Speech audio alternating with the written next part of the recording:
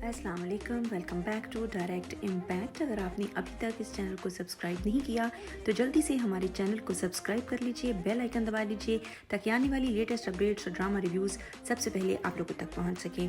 Drama serial मुझे प्यार हुआ था कि इस एपिसोड में हमने देखा कि रुखसती हो रही है और मीरब खुश है और साथ उसकी तरफ देख के और भी ज़्यादा खुश है। लेकिन इस शादी में जो एक इंसान खुश नहीं है वो है मीरब की माँ, और वो धोखा दे रही है मीरब के बाप को भी और खुश होने का बहाना बना रही है। उसकी बहन भी उसको समझाती है कि तुमने बहुत अच्छा फ़ैसला किया बेटी की रुखसती का, और मैं तो यही चाहती थी कि उसी दिन हो जाती, लेकिन चलो अब भी हो रही है तो अच्छा ही है। और लेकिन उसको यहाँ पे ये नहीं बताना चाहिए था कि अरीब की शादी उसकी कज़न से तय हो गई है। खैर भाभी जान रुखसती का कहती हैं तो सब लोग कहते हैं जी बिल्कुल ठीक है, आप ही की मर्ज़ी चलेगी। वो आराम से लड़की को रुखसत कर जाते हैं, लेकिन वो जाते जाते बाप से अपनी गलती की माफ़ी मांगती है कि आखिरी गलती समझ के माफ़ कर दीजिएगा, और रुखसती हो जाती है और सब बहुत खुश हैं। दोनों भाइयों का ख्वाब पूरा हुआ है। दूसरी तरफ अरीब जो है वो अपनी मंगनी पे बिल्कुल खुश नहीं है और अपनी माँ को कहता है कि अभी भी आपके पास वक्त है, कल जब मैं इनकार करूँगा तो आप सह नहीं सकेंगी, ख़त्म कर दें इस मंगनी को। लेकिन वो खातून बहुत ढीठ खातून है। जो औरत अपने मरते हुए शौहर की टेंशन भूल के सियासत कर सकती है, बेटे को ब्लैकमेल करना तो बहुत छोटी सी बात है। अजीब किस्म की माँ दिखाई गई है, फिर ब्लैकमेल करती हैं, वो मान जाता है।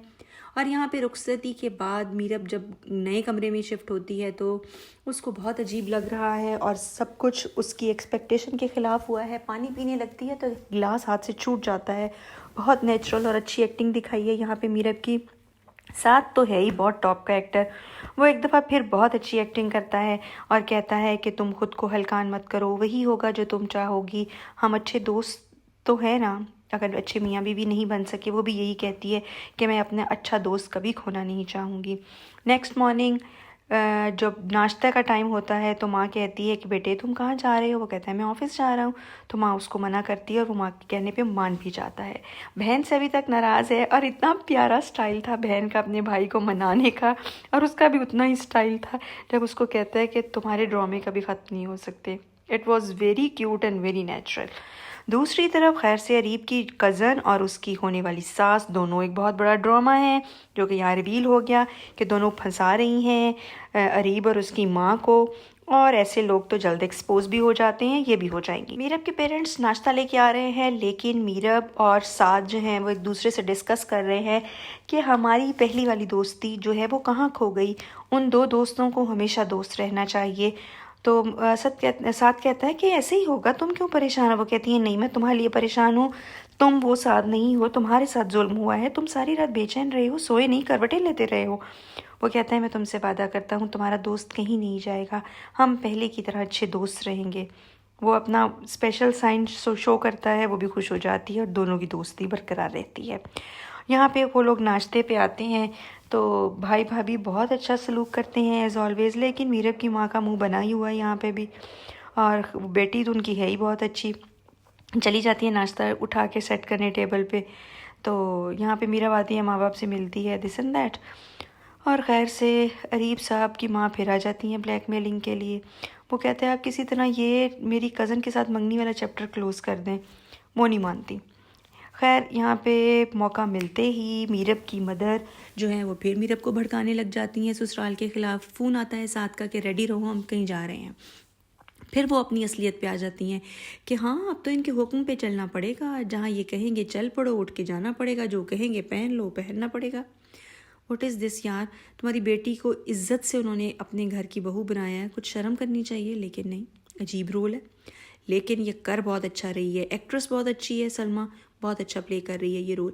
बहरहाल शॉपिंग मॉल में अरीब और मीरब एक दूसरे को देख लेते हैं, वो भागता है इसकी तरफ, लेकिन साथ का हाथ पकड़ के वो आगे गुजर जाती है। तो वो दिल बर्दाश्ता हो के अपनी कज़न को लेने आया हुआ होता है वहाँ मॉल में, उसको वहीं पे छोड़ के अकेला ही गुस्से में वहाँ से चला जाता है और वो अपना सा मुँह लेके रह जाती है।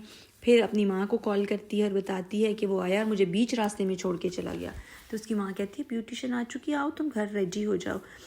और यहाँ पे खैर से नीलू अपनी माँ को कहती है आप इतना कुछ बना रही हैं, अब आपकी बहू ऐसी चीज़ों से खुश नहीं होती। वो कहती है नहीं, मेरा बेटा इतना अच्छा है, उसको इतना प्यार देगा, सब ठीक हो जाएगा।